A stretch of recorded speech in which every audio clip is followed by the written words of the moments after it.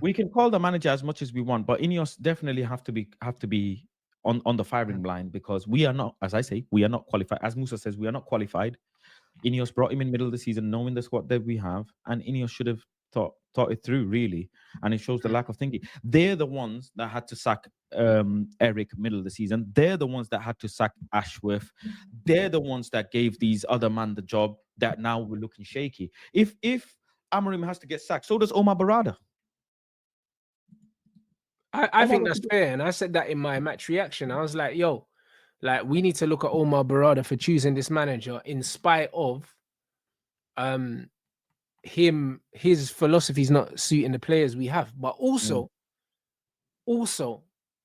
it's one of them ones that can be perceived in one or two ways. That can be perceived as he's sure that he's the manager and he's willing to get rid of all of these players and give him the kind of players that he wants. But I would argue that you should never do that for any manager anyway, because you have to recruit for the club. So that 100%. Shows his naivety, or maybe his lack of experience with dealing with something like that, because it wouldn't have been his job at Man City to do this. It would have been the job of being the job of the director of football, which he wasn't. I get it. I get it.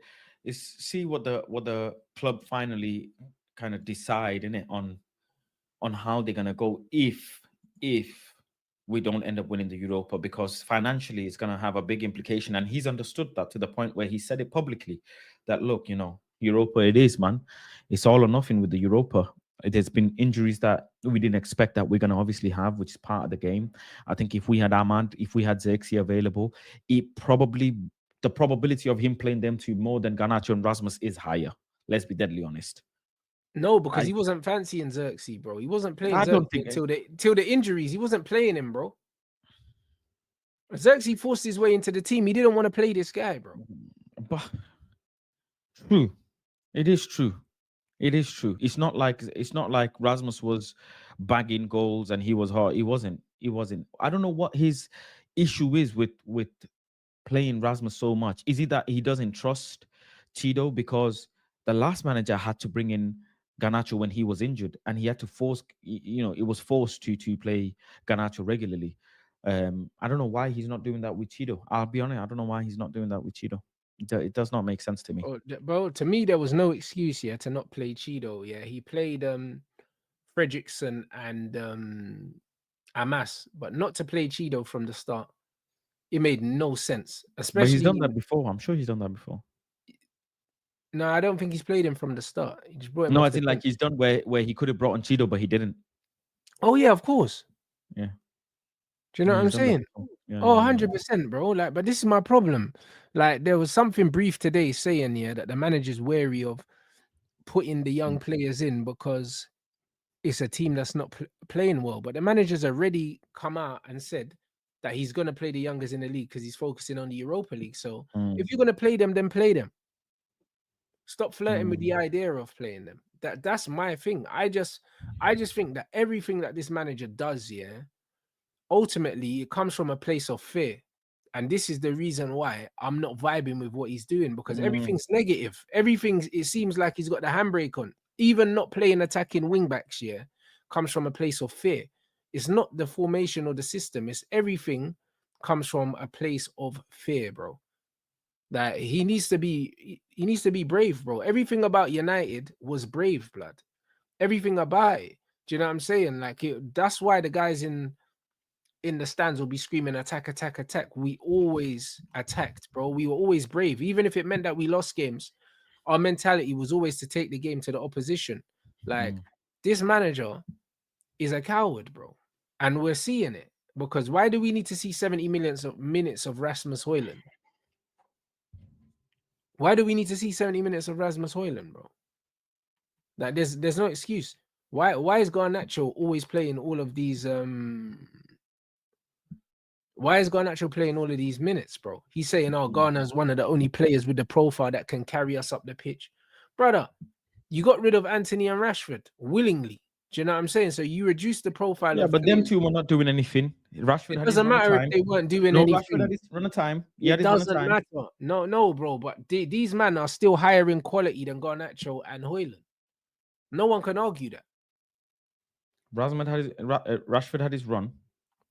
Yeah, Bro. Rashford had his No, run. like I said, nobody can argue that Anthony and Rashford are higher quality players than Rasmus and Garnacho. Garnacho. Yes. So whether they had their time or not is neither here nor there, bro. Yeah.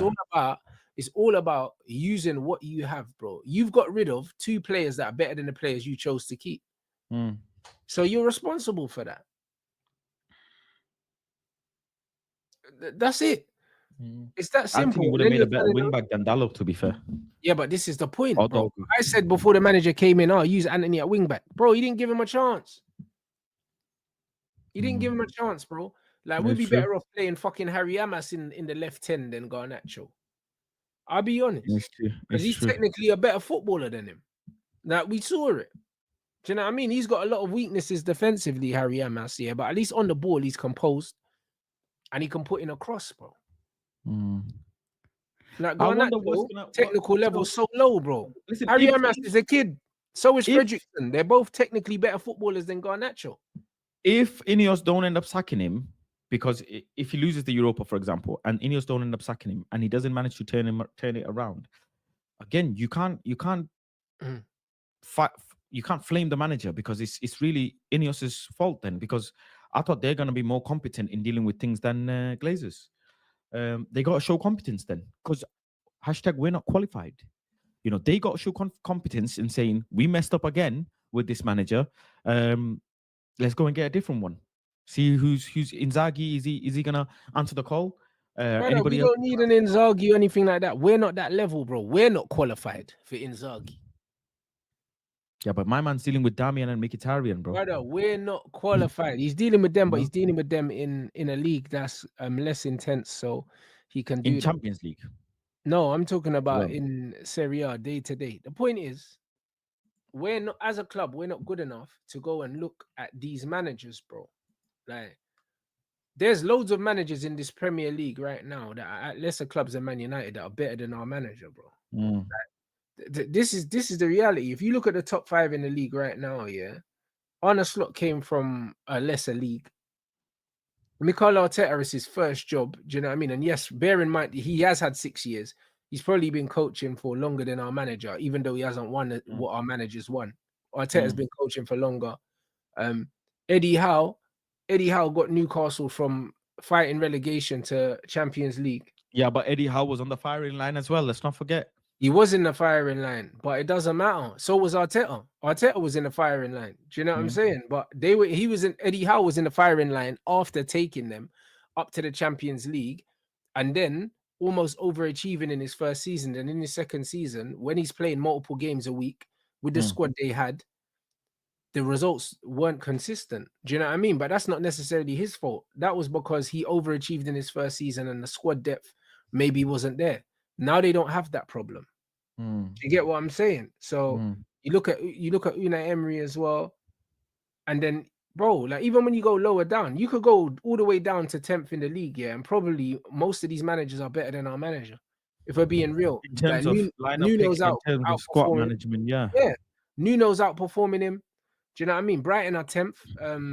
This Brighton manager's got Brighton playing better football than us. I think Bournemouth are in that little bit there as well. Iraola, even though he started really, really well, his team are now performing at the level they should be performing, because he don't have world beaters in his team. And now they're up and down, but they're still above us. Same goes for Marco Silva as well at Fulham, bro. All of these guys, yeah, are outperforming Ruben Amorim, bro. And a lot of them are more experienced than him as well.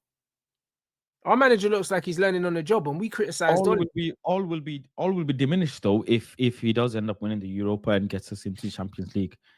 It shouldn't be forgotten, bro. It'll be forgiven, but not forgotten from me. It'll be forgiven, but not forgotten, because as much as it was amazing, yeah, to win the game, as much as it was amazing to win the game 4-2, my bro, like, I mean, not 4-2, sorry, to come back from 4-2 down, we conceded 4 goals with no reply, you know. Mm. 4 with no reply, bro. Like, where was the coaching, bro? How do you go about conceding 4 goals with no adjustments?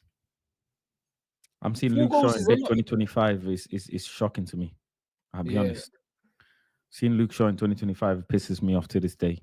To this day. And he wasn't even in the squad last game. A lot of good few of the players were not in the squad. Mm.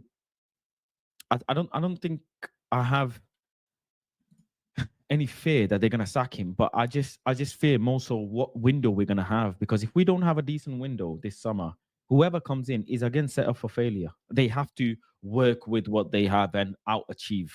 I You don't know, I don't I don't think we're that just I gonna don't be an think out there's achieve. I don't think they're set up for failure, bro. We're looking at Thomas Frank at the moment, yeah. And I think he's got Visa and Mbuemo, yeah. Both of them man are in like the mid to high um teens for goals. Brother, he's got these men scoring goals, bro. Like he's got this Brentford team structured in a way that these men are scoring goals, bro. If you gave Thomas Frank this exact Manchester United squad, yeah, minus the signing of Dorgu, just the players that Amarim walked in with, he'll be doing way better with this team, bro. He'll be doing way better with this team, bro. In a back 4, he would be. Like, I can't lie. Like, there's no structure. Do you know what I'm saying? 19 Prem goals for him, and I think Mbuemo might be on 15 or something like that. I mean, not Mbuemo, sorry. Visa might be on 15. Brentford, yeah, I always say systems create chances, innit? They create chances and they create goals. Most players in the modern game are not creating their own goals. Like, We we're not did create chances yesterday. really, As mad as I was, Garnacho really. starting after the miss that he had against Leon, What which was chances actually did we create yesterday with all the the one possession? that Rasmus should have scored, Which one was that? the one where he stretched and he just I'm missed. not talking about ones he didn't get on the end of. I'm talking about chances that finish with a shot. Bruno had 2 in the box where he should have actually hit the target at least. I don't think so. The cross from Garnacho was overhit and it was behind him. I think that he shouldn't have struck that because he wasn't on balance, and that shot nearly went out for a throw-in. What about the other one? There was 2 of them, similar 2 of them. Bruno had two similar ones, but the chance for Rasmus really he should have either bagged or squared the ball to the guy running in on the other side. He should have created a People chance talk about there. the Mason Mount chance, yeah.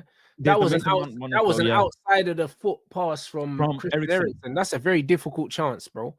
Because he's fizzed it in the box Yeah, but outside you're of his saying, foot, like waist tight, bro. Like that, yeah, but when you connect with that, that can go anywhere.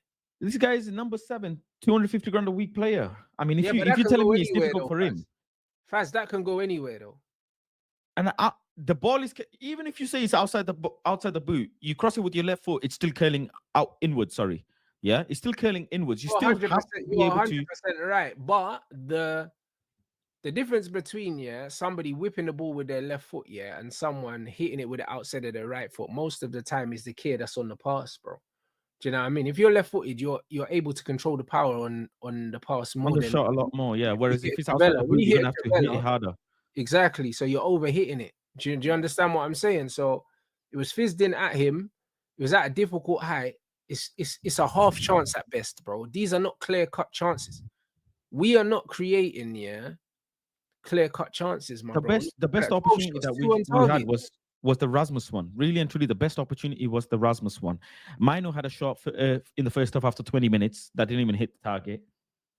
I think that was it. That the Rasmus one was pretty much the one that should have gone in, and one of the Bruno ones in the box should have at least gone in, or he should have, stopped it and then hit the ball. But the way his body positioning was, yeah, he didn't even think it. We didn't even have shots on goal, which was just absurd. In the first 20 odd minutes, we had But you know why we didn't have shots, bro? We didn't have shots because we're not creating clear-cut opportunities. This is my point. The fact is, when you're creating clear-cut opportunities, usually the attack ends with a shot. The reason why we're not shooting is because we're not creating anything. The The system last doesn't time we had a create clear chance was Bruno and Xerxes, innit?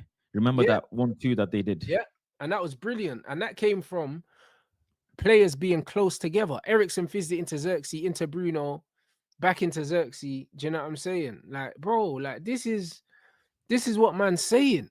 Like, this system, yeah, the players are way too far apart for one, which is what I don't like about it. And two, we do not create clear-cut chances, bro. I'm not looking at every Man United game saying, yo, so and so should have had a hat trick or something like that. Or you should have scored, you should have. It's not that. It's like, yo, maybe if. Do you know what I'm saying? Like the last game, yeah, the Garnacho miss, I think against Leon, the one where he cut onto his right foot and then he hit it at the goalkeeper. That's a clear-cut chance to me. That's what that is. When you're looking the goalkeeper in his eyes, yeah, and it looks like it's harder to miss. That's what I call creating chances. You know when it's you think, yo, how's he missed that? There's not been many chances I've been watching Man United and I got my hands on my head because I'm like, how the hell has he missed that? Like, it's not that. We're not creating enough, bro. Like, we went through a whole game against Wolves, and as soon as they got the free kick, half of my chat were like, right, they're gonna score this, aren't they? It was that kind of game, Faz. It was that kind of game. Half my chat were like, bro, you know this is going in. Because they had nothing. Serious, I agree. No, they didn't make any saves that I remember. I agree. Cunha, all of them combined, they didn't really get at us. They didn't really have any chance to say, oh yeah, they should have won the game. They actually didn't. We had the better opportunities, half chances, if you want to call them, whatever. It was an absolute snooze fest, and yeah, one dead ball, one shot on target, and it's in. That's just what it is. We should have at least had 2 goals by that point, at least 1 goal. And even if we draw the game yesterday, I think it alleviates the pressure from that Europa League game. 100%. But then I think that Europa League game is still a bit out. We've got Bournemouth first, don't we? Is it Bournemouth or who do we have next? I'm not really sure, bro. I'll be honest. I've checked out the Premier League. Finally. I've checked out, bro. Like, I've got all my eggs in the Europa basket, bro. Like, we're ready to go. Bournemouth, yeah. Bournemouth is in 6 days. And then after that is the Europa. So we got a little time away, basically. We got a little time away. Nothing going on. It doesn't add anything. It doesn't take away anything from me yesterday's game. I'm just upset the fact that we let away a goal that was unnecessary. I don't even blame Onana for that goal. I just don't. The free kick? No, it was a good free kick, bro. Yeah, it was a solid free kick. The sun was in Onana's eyes anyway, so it was a good free kick, though. Do you know what I'm saying? It was a good free kick. I can't blame goalkeepers for free kicks. If it gets over the wall, like, the wall's job is to protect that side of the goal. Do you know what I'm saying? So it's one of them ones where if the ball goes over the wall, bro, like, I'm not expecting the keeper to save it. If he does, it's a bonus, innit? It's a great save if he saves it. I hear it.